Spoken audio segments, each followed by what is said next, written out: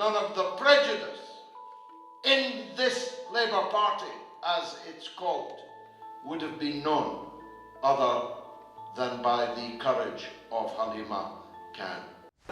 Could Labour MPs lose their seats to a wave of pro-Gaza candidates across the country? I'm in East London, an area where many people think independent candidates stand perhaps the strongest chance.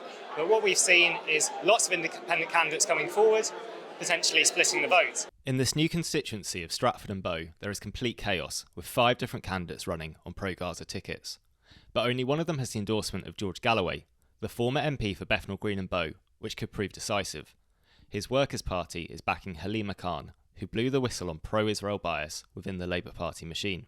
From day one, I was instructed to mass surveil individuals' social profiles, social media profiles, and go through and find evidence and type in buzzwords such as Palestine. So even if you had mentioned Palestine, you were on our radar. One of the first things that Keir Starmer did was recruit an Israeli spy as a social listener. Now, nobody was allowed to ask what that role was. You know, what is your purpose here? Because then you'd be perceived as anti-Semitic. Galloway believes he can not only hold on to his seat in Rochdale this election, but that outrage at establishment policies over Gaza will sweep his allies to victory. There are millions of people in this country who know that a genocide going on 3 hours flying time away with our country's complicity is a massive election issue. We're watching things on our phones almost in real time. Today is the Eid. I watched a little girl buried today with her Eid dress and her Eid sandals placed on top of her grave. She never even got the chance to wear it. Israel murdered her. And where does Halima fit in on this?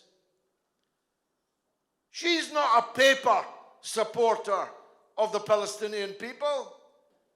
She went there and lived there and worked there amongst the Palestinian people. She could have faced the fate of Rachel Corrie, of Tom Herndl. She could have been flattened by the bulldozers. She could have been sniped by the killers of the occupation force. But we couldn't get her out of there. She wouldn't leave. She went on a short trip, stayed for a long time, stayed with families there, shared their hardship. Who else in this campaign, in this constituency, could even dream of matching that record of solidarity that Halima Khan has on this vital and massive issue in the British general election? That's 2 reasons to vote for her. She unmasked Starmer's Labour Party, which is really a Blairite Labour Party. I don't even like to say his name, Starmer. Starmer is run by Tony Blair and Peter Mandelson and the people that murdered 1 million people in Iraq 25 years ago nearly. They began invading and occupying one country after another, slaughtering 1 million people and more, sending extremism, ISIS, Al-Qaeda extremism, sending it cascading all over the world, including onto our own streets. Starmer is Blair without the laughs. Imagine Tony Blair without any of his redeeming features, his polish, his adage, which will live forever. Once you can fake the sincerity, the rest is easy. He faked the sincerity. He could make you laugh. He could turn a phrase. Starmer is Blair without any of that. So wooden, I've seen birds trying to nest in him. So clunky and robotic. You want someone to come on with an oil can and stop the clunking, unable to think on his feet, unable to speak, unscripted, unable to meet the public, as we're doing here now.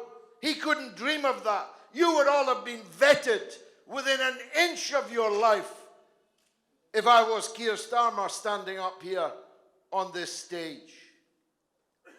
This is not politics. It's certainly not politics that will do anything for you. Do you think anybody here in Newham is going to get anything meaningful from Keir Starmer? He's not even pretending that you are. He's made a manifesto so desiccated, so bereft of any promise or hope. And you, Blair, and you, Brown, I have never been more afraid of an impending prime ministership than I am afraid of Keir Starmer. The snap election has seen Labour HQ fill safe seats with those aligned to the party's right. In Stratford and Bow, Halima Khan is going up against Uma Kumaran, a former aide to Keir Starmer, the kind of move Halima thinks puts voters off. My constituency, the expected voter turnout is 53%. And that is horrendous for us, because also my constituency has almost half the population in child poverty. Now, when you think those numbers, who are the people that aren't voting? It's a certain class of people that will be voting, and it's the same class that will always vote. Now, for me, the policy that I will introduce as an MP for this constituency, for my constituents, is that I will establish a service where my constituents will be able to vote on key issues that I vote on in Parliament. Now, what that will do is will begin an appetite for people to actively get engaged. Now, what the Labour Party has done is that they've planted people from Harrow East to stand against me who weren't put through by their own community. Now, what I need is my younger generation to see their votes working for them. So how do we bring in the appetite? We bring them in to start voting on how I vote in Parliament, because I'm supposed to be your voice. So then, by the next elections, we will have a higher voter turnout. And what I'm seeing in the future is once we start getting people engaged and seeing their votes work for them, I want, by the next elections, to my constituents to be the highest voter turnout in the entire country. Galloway's own party is not without controversy, something he discussed head-on. Issues of gender, for example, issues of what our children are taught in school and so on.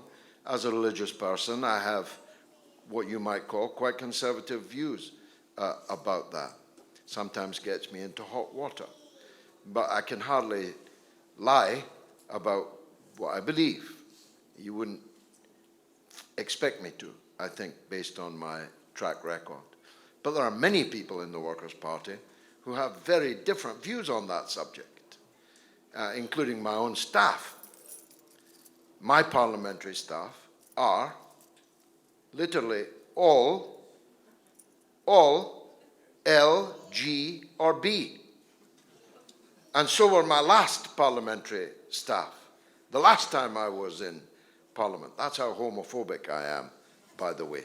For those fed up with Labour, forming a new party or running as independents is not without its own challenges. Deals have to be cut and new alliances forged. In some parts of East London, the Workers' Party isn't running its own candidates and instead has put its backing behind local independents in a bid to consolidate the pro-Gaza vote. The independents in Newham are winning seat after seat in by-elections, and I see there's another one coming up. I hope that you win that one too. We have to change the local government as well as the national.